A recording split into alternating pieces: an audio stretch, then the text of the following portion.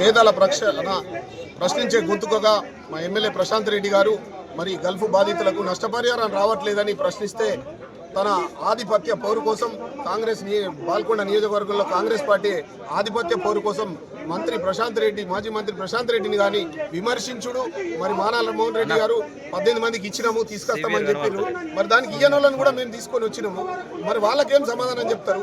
ఇప్పటికీ రుణమాఫీ కానీ రైతులు ఉన్నారు, పేద మహిళలకు 2500 ఇస్తున్నావు, గృహలక్ష్మి పథకం కింద అది రాలేదు, సిలిండర్ రానోళ్ళు ఎందరు 500 సిలిండర్ రాని వాళ్ళు మహిళలు ఉన్నారు, మన జీరో కరెంట్ బిల్ రాని వాళ్ళు ఉన్నారు. మరి వీళ్ళందరినీ తీసుకొని మేము కూడా వస్తాము మరి అని వాడిని ఈరోజు ఛాలెంజ్గా ఉంటే మరి రాకుండా ఆయన ముఖం చాటేసి అధికార బలం పెట్టుకొని పొద్దు నుంచి అందరు కార్యకర్తల్ని వేధింపులు చేస్తూ హౌస్ అరెస్టులు చేస్తూ కొందరిని స్టేషన్కు తీసుకొస్తూ నానా హింసలు పెడుతున్నారు పోలీసు వాళ్ళని అధికార బలం ఉపయోగించుకొని. మరి పేదల ప్రక్షాళన కొట్లాడుతున్న బీఆర్ఎస్ పార్టీ నాయకుల్ని ఇలా ఈ విధంగా హింసించడం సరైనది కాదు.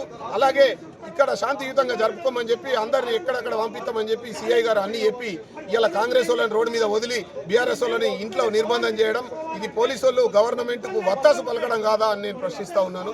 మీరు అధికార పక్షానికి ఎన్ని రోజులు వత్తాసు పలుకుతారు? ఎల్లప్పుడు కాంగ్రెసే ఉండదు, ఇంకా 2 ఏళ్ళలో అయితే కాంగ్రెస్ కనుమరుగే అవుతుంది.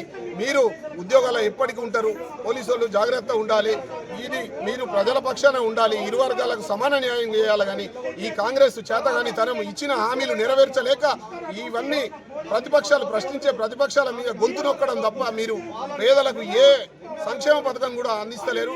కానీ మీరు ఒక మాట చూపినారు ఇవాళ ఎమ్మెల్యే ఇంటి మీదకి దాడి అని చెప్పి, ఇది మాకు కూడా రేపు అవకాశంగా మారింది. రేపు ఏ సంక్షేమ పథకం అందని ఉన్న లబ్ధిదారులు ఎవరైతున్నారో ఇక్కడ నుంచి రాష్ట్రం మొత్తం రాష్ట్ర వ్యాప్తంగా ప్రతి కాంగ్రెస్ నాయకుడు ఇంటికి లబ్ధిదారులు ఎవరికైతే అందలేదో లబ్ధి సంక్షేమ పథకాలు అందలేవో వాళ్ళందరూ తీసుకొని ప్రతి కాంగ్రెస్ నాయకుడికి ఇంటికి ముట్టడి ఎత్తేందుకు మీరే మార్గం మాకు చూపిండ్రు. రేపటి నుంచి నా కర్తవ్యం అదే ఉంటుంది బీఆర్ఎస్ పార్టీది అని నేను కాంగ్రెస్ పార్టీ ప్రజలకు హెచ్చరిస్తూ, పేద ప్రజలకు ప్రతి సంక్షేమ పథకం అందే వరకు బీఆర్ఎస్ పార్టీ రాష్ట్ర ప్రభుత్వం మెడలు వంచైనా సరే ప్రతి సంక్షేమం పేద ప్రజలకు అందే వరకు బీఆర్ఎస్ పార్టీ పోరాటం ఆగదు. ఇది అంతం కాదు, ఆరంభం మాత్రమే అని చెప్పి కాంగ్రెస్ నాయకులకు హెచ్చరిస్తూ ఉన్నాను. జై తెలంగాణ. నియోజకవర్గంలో శాంతి భద్రతలు పూర్తిగా దెబ్బతిన్నాయి. కాంగ్రెస్ పార్టీ నాయకులు మండలానికి ఒక్కోటి జమై ఇక్కడ అరాచకాలు ఆకాశాన్ని అంటుతున్నాయి. 10 సంవత్సరాలు గత ప్రభుత్వంలో వేల కోట్ల రూపాయల అభివృద్ధి చేసినటువంటి మా ఎమ్మెల్యే గారి మీద ప్రజాదరణ ఇంకా 20 ఏళ్ళైనా ఇతనికి ప్రజాదరణ తగ్గదని ఒక రౌడీజానికి గతంలో ఉన్నటువంటి రాయలసీమ ఫ్యాక్షనిజానికి తెరలేపుతున్నారు. భీమ్గల్లో మేము కళ్యాణ లక్ష్మి చెక్కులతో పాటు తులం బంగారం ఇవ్వమంటే మా మీద 33 మంది మీద లాఠీ చార్జులు చేసి రక్తాలు తీసినటువంటి ఘన చరిత్ర ఈ కాంగ్రెస్ పార్టీకి. ఈరోజు పోలీసులు మా దగ్గరకు వచ్చి మేము వాళ్ళని అక్కడనే ఆపుతున్నాము, అందరినీ హౌస్ అరెస్ట్ చేస్తున్నాము, మీరు కూడా వెళ్ళిపోవాలంటే మేము అందరం వెళ్ళిపోయినాం. వెళ్ళిపోయిన తర్వాత పోలీసులు వాళ్లకు వెల్కమ్ గేటు తెరిచి మా ఎమ్మెల్యే గారి ఇంటి మీద దాడులకు పూర్తి సహాయ సహకారాలు అందిస్తున్నారు. పోలీస్ సోదరులారా, మిత్రులారా, మీరు ప్రభుత్వ ఉద్యోగులు, ఎల్లకాలము కాంగ్రెస్ పార్టీ ప్రభుత్వం ఉండదు, ఎల్లకాలము ఏ పార్టీ ఉండదు.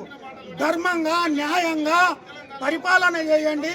మీకు జీతాలు ఇస్తున్నది ప్రభుత్వం, ప్రజలు. కానీ ఇలా మా మీద మాట్లాడితే లాఠీ చార్జులు, వ్యక్తిగత కక్షలు చేస్తూ ఇలా మా ఎమ్మెల్యే ఇంటి మీద దాడులు చేసిండ్రు. ఈ దాడులకు వాళ్ళకు అధికారం కావాలా, వాళ్ళకు పోలీసు వాళ్ళు కావాలా? మాకు అధికారం అవసరం లేదు, మాకు పోలీసు వాళ్ళు అవసరం లేదు. కానీ ప్రజాస్వామ్యంలో ఉన్నప్పుడు దాడులు చేయం, ప్రజాస్వామ్యంలో ఉన్నప్పుడు ఇటువంటి రౌడీజాన్ని ప్రోత్సహించం.